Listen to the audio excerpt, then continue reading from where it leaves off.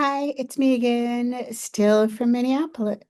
No, Minneapolis? Where am I? Shut up over there, Ava. San Francisco. I travel a lot. Okay, now I'm in San Francisco. For real, for real.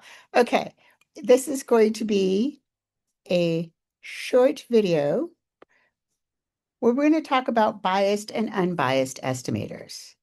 Now, there's a few things in this chapter that maybe they use word terms that might not be that familiar to you. If you didn't see The Princess Bride, then this picture makes no sense to you at all. But there's a part in The Princess Bride, good movie, you should all watch it, where he says, "You keep saying that word. I don't think it means what you think it means."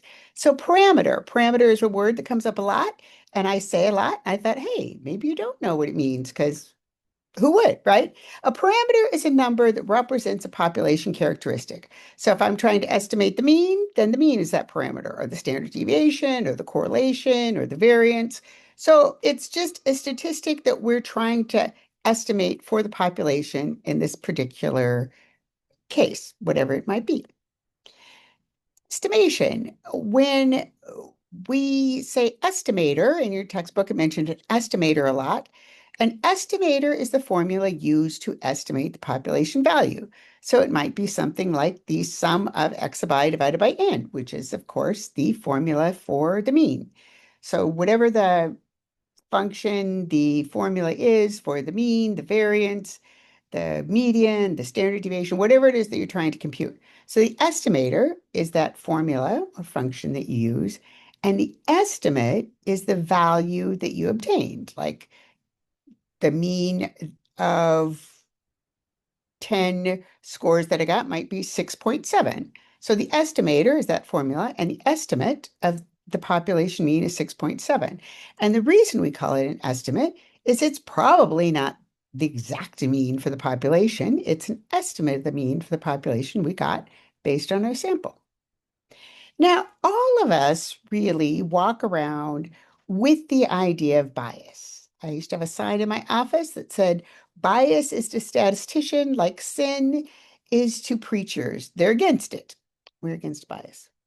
Uh, you you think about bias even if you don't put it in statistical terms.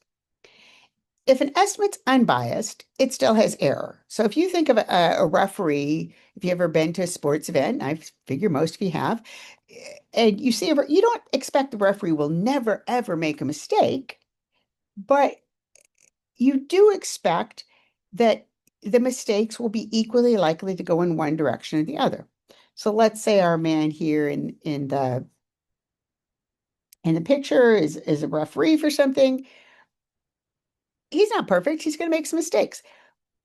But what you do expect if he makes a bad call against your team that time, the next game, the bad call should be in your favor.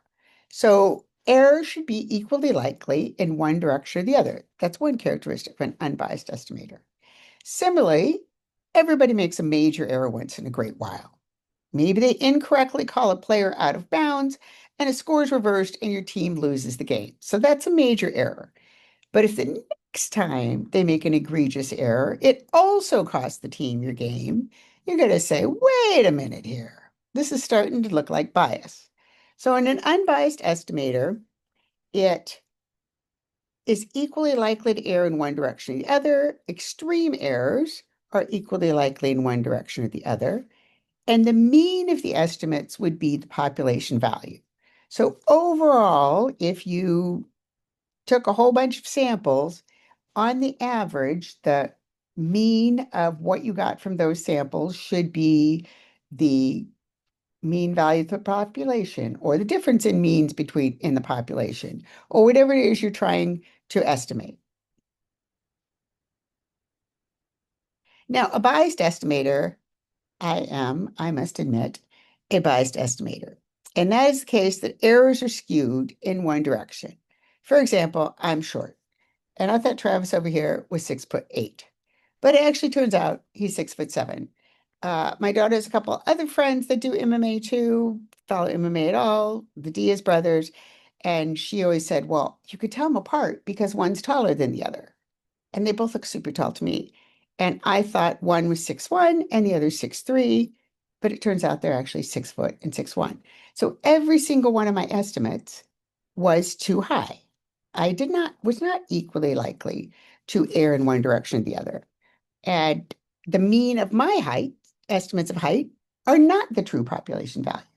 If you asked me to estimate the mean height of a group of people, my estimates would skew high rather than be symmetric around the mean, and they would be biased because the mean of them would be too tall.